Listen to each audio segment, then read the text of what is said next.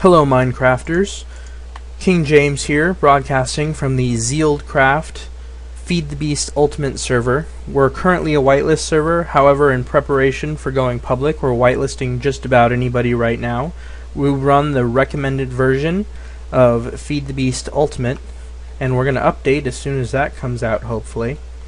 So, a lot of people on my server have been asking about bees. This is my second of many more to come bee tutorials if people are interested.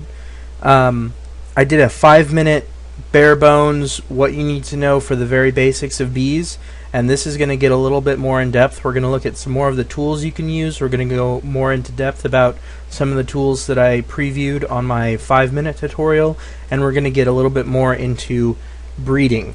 I'm going to make a special tutorial for thermic bees and frames, and several special tutorials for extra bees. Right now we're mainly just going to be covering the basic forestry bees. Now I'm going to give you a little preview into what you can do with your bees once you get them going. So I'm a mod on the server, I can just teleport to waypoints. That's not for everybody. Now, I started at level 5 and I'm already level 12, 13, 16.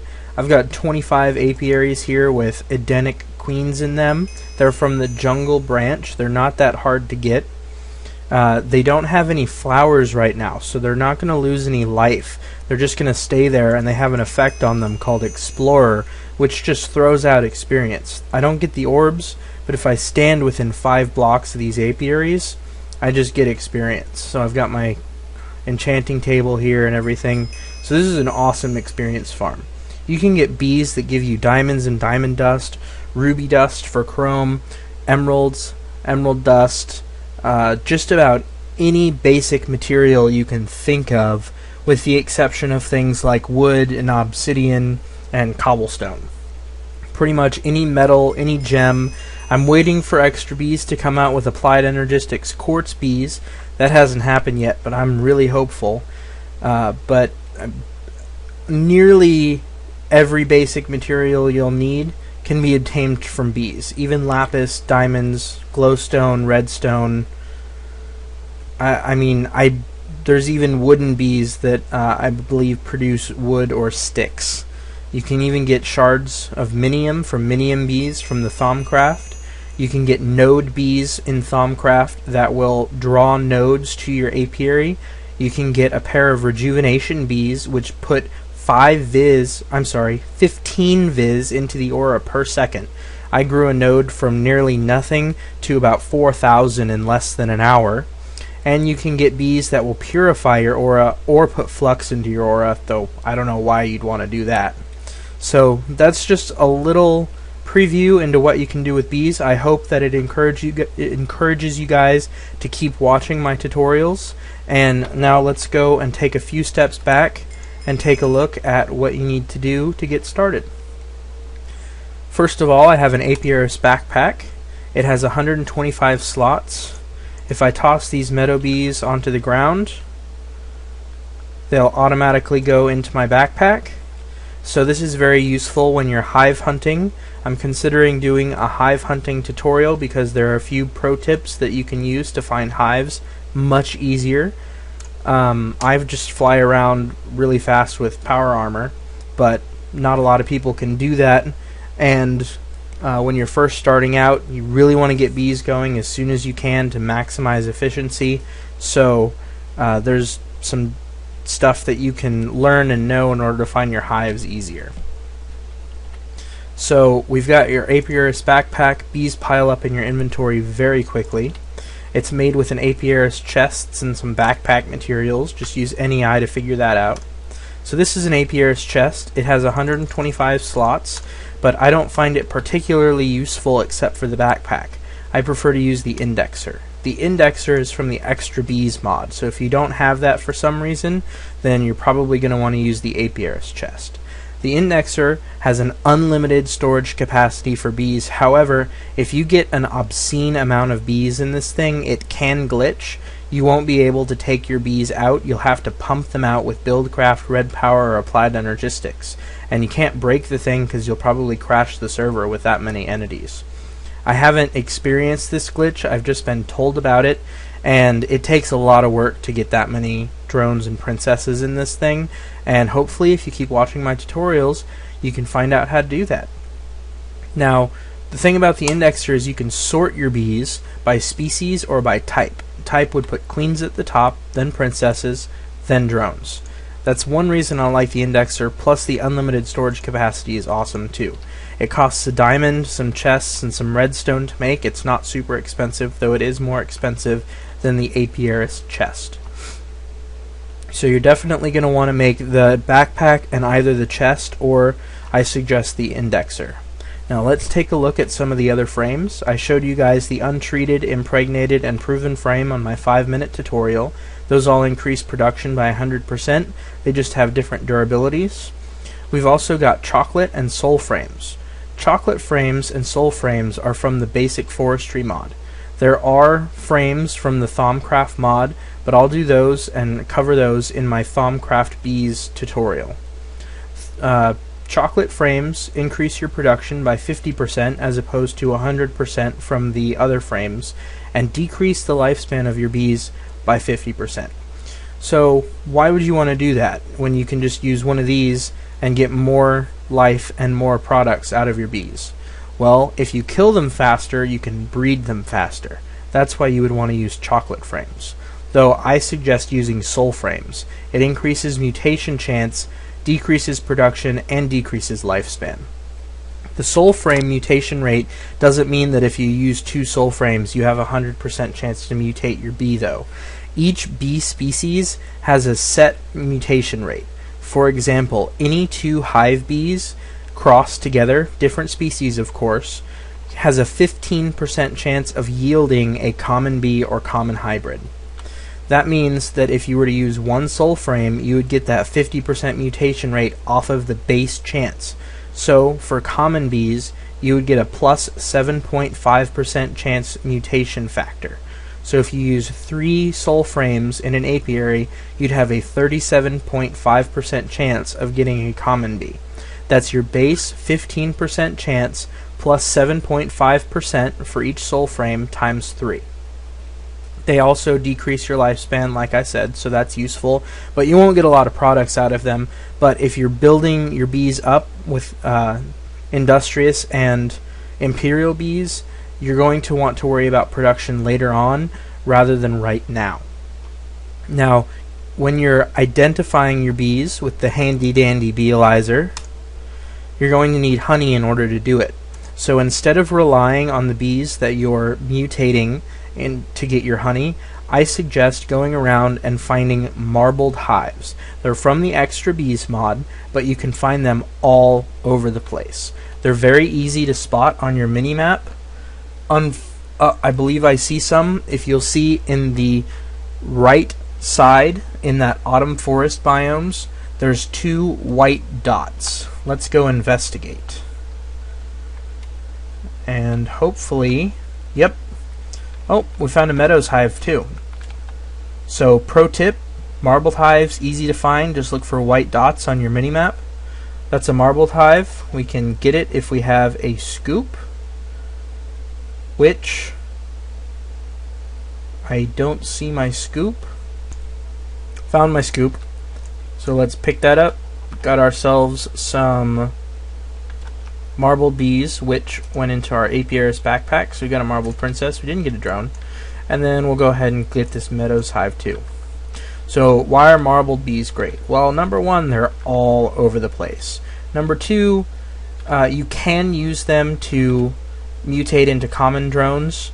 I personally just prefer meadows and forest. It's personal preference. You can do marbled, common, forest, or whatever. But what you're going to want to do is make 8 to 10 apiaries with this little contraption. This is a wooden buildcraft pipe with an autarkic gate, a golden pipe, and an apiarist pipe. The apiarist pipe is set to put any bees into the red slot, so back into the apiary, and anything into the blue slot. Now, anything includes bees, however, any bees takes priority. So if we were to do items into the black slot, that would take priority, even though I don't have a black slot, so it doesn't count. But that would take priority over the anything. Now, apiarist pipes are awesome. You can set them to do all kinds of stuff, like hold on to pure nocturnal bees and different traits. And I'll do an apiarist pipe tutorial later on that should only last about 5 minutes. But for now, just know that any bees takes priority over anything. So you just do any bees into your apiary and anything into a chest.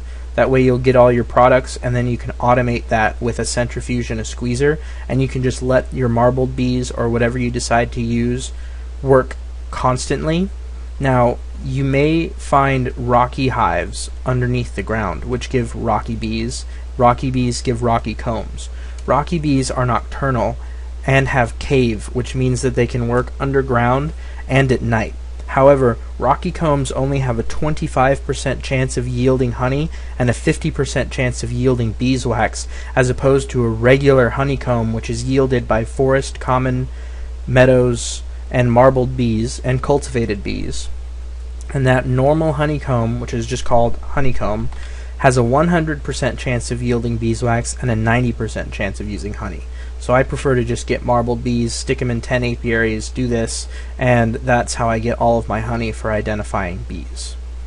Pro tip.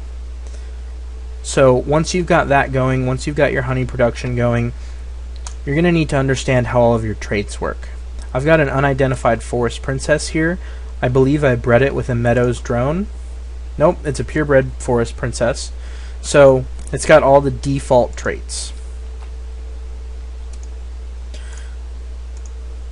which means that all purebred forest princesses, unless changed with extra bees or bred, will have these traits. So we've got forest species, shorter lifespan, slowest speed, etc. Fertility means that it will yield 3 drones on death plus the princess.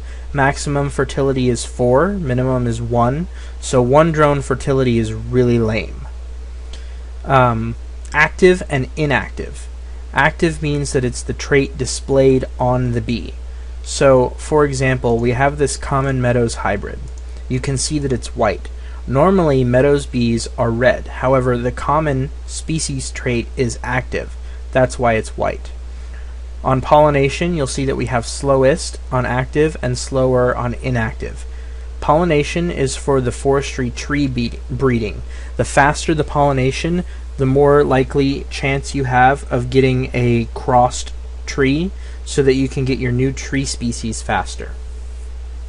This means that it will exhibit the slowest pollination trait as opposed to the slower trait, even though it has that trait. So when you cross this bee, there's a slight chance, depending on the bee that you cross it with, of the offspring having the slower trait as inactive or as active. I'm going to do a tutorial on Punnett squares and mutation, which is how bees operate, so that you can better understand your traits and your bees for optimal breeding. For now, just know that the active trait is what is displayed, and the lifespan, a shortest lifespan is about 6 minutes, longest lifespan is about an hour. So you can use chocolate frames or soul frames to bring that down. 1 lifespan, which is the absolute shortest amount of time that a bee can live, is 27.5 seconds, which is obtainable if you use an Oblivion frame from the Thaumcraft mod, which can be found from Barrow Hill chests, or using a lot of chocolate frames in an alveary, which I'll cover in my alveary tutorial. Now, the effect, you'll notice it has 0 effects. There are bees out there that have effects, such as my Edenic bee. This one actually doesn't have the Explorer effect because I didn't put it on there, but I will. Normally this would have the Explorer effect. Explorer means that it gives me the experience, which you saw at the very beginning of this tutorial. It's also got maximum fertility, longest life, fastest speed, etc., etc. Now we'll take a look at the second tab. This is your climate and humidity. Right now we're in a normal climate, normal humidity biome. It's a plains biome, which means that any bee with normal can work in this. However, the Edenic bee has warm damp, which means that it would like to live in a jungle, which is warm and damp. Deserts have hot temperatures. I believe that mushroom islands and swamps have the damp or wet humidity, but you'll also see that it has the both two tolerances. That means that it can go up or down 2 biomes. Now, down 1 from warm is normal, and down 1 from damp is normal. So it'll work in a normal biome. Up 1 from warm is hot, and up 2 from damp is hot, which means that it can work in a desert biome. I'm sorry, up 2 from humidity from damp is arid, which means that it can work in a desert biome. Now, it's also got rock on there, which means it pollinates from rocks rather than flowers. You can find modest bees in deserts, which use cacti instead of flowers, and nether bees, which use netherwort instead of flowers. You can also see that it has nocturnal, flyer, and cave. Nocturnal means that it will work at night. Flyer means that it will work when it's raining. Even if it's daytime, if a bee does not have nocturnal, it won't work if it's raining. And then cave simply means that it can work underground. The majority of bees that you'll find will not have any of these traits. And cave, normally your bee must be looking at the sky, so to speak. You can have glass or glass viewers, or I believe the warded glass works as well above your apiary, and they'll still work. But if you have any other non-transparent block, they won't work, period. So cave is a nice trait to have if you want to build them underground. I'll show you guys my bee breeding area at the end of this tutorial, though hopefully it won't be too overwhelming. So let's look at the third box on here. This just tells you what it produces. It doesn't give you the name, but I know that that's a silky comb. You've also got your regular honeycomb, which is what most of your beginning bees are going to produce. The 4th tab shows you the possible mutations. Now, I bred a forest and a common bee together, and it mutated into I bred a forest and a meadows bee together, and it mutated into a common bee. So I know that mutation now. This will only display mutations if you've already unlocked it. Tier 5 just has some fairly useless information, so you don't really need to pay attention to that. What you're mostly going to be looking at is the first 2 tabs. We've also got this other very handy tool from Forestry. This is just made like you would make a clock or a compass, but you use bronze instead of iron or gold, and 1 redstone in the middle. A habitat locator, even if your bee is already identified, still takes a drop of honey. And this just tells you where a bee would like to live. So let's look at our forest bee. It would like to live in a hill biome, an ocean biome, a plains biome, or a forest biome. The end is sort of lit up, but not really. That's just what endstone looks like. It does not want to live in the end. The end is a cold temperature biome. So this is very useful for beginners who are just starting out and don't know where they should do their bees. I'll show you really quick what the Edenic bee does. The Edenic bee can live just about anywhere. It can even live in the nether. It doesn't want to live in a snow biome because by default, since it wants a warm biome, down 2 from warm is not cold, so it doesn't want to live anywhere where it's really cold. But because it's a warm biome, up 1 from warm is hot, and up 1 from hot is hellish, so it can live in the nether. I'll go a little bit more into depth with biomes and bees in my Punnett Square tutorial. Now, when you're first getting started, you just need to go find hives, and then once you find hives, you're going to breed your hive bees together to get common bees. Hopefully you can purify those common bees just by breeding the common trait together over and over again, and once you have a pair of common bees, they should have more than 1 fertility, So you're just going to want to hold on to those pure common drones. And then you're going to want to breed those common drones, or common princesses if you have more than one or two, with your hive bees. Once you get your hive bees and your common bees together, you'll get cultivated bees. Cultivated bees and common bees bred together give you the diligent and noble bees, which are from the industrious and imperial branches. That's your goal. I'm going to put a link to the basic breeding for beginning bees at the bottom of this so that you can take a look at it. But like I said, your first goal, main goal, is to get an alveary, which produces which increases the production of bees. So you're going to need imperial bees and industrious bees. I suggest having at least 2 to 3 sets of imperial and industrious bees. Imperial bees produce royal jelly. No, that's not a gold nugget. And pollen. Pollen can be used to make slime with propolis, and it can use to make alvearies. Royal jelly is very useful for the extra bees mod. You're going to need a lot of it if you want to make your serums, and it's required for certain extra bees machines. It's also required if you want to use ambrosia as a food source, which has a regeneration effect, and I believe it restores all of your health. So that's a cool little thing you can do with bees if you get a lot of products. Now your imperial branch is going to also produce dripping combs. Only the third tier, which is the imperial and industrious bees, produce the special products. But the first and second tier, diligent and unweary for industrious, and noble and majestic for imperial, will produce special combs. Dripping combs from the imperial branch and stringy combs from the industrial branch. Dripping combs give you honeydew in addition to the beeswax and honey. It's not a 100% chance, but that extra honey drop is very useful.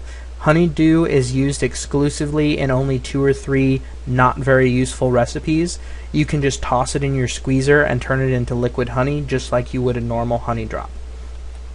So imperial bees are very useful if you want to get a lot of honey.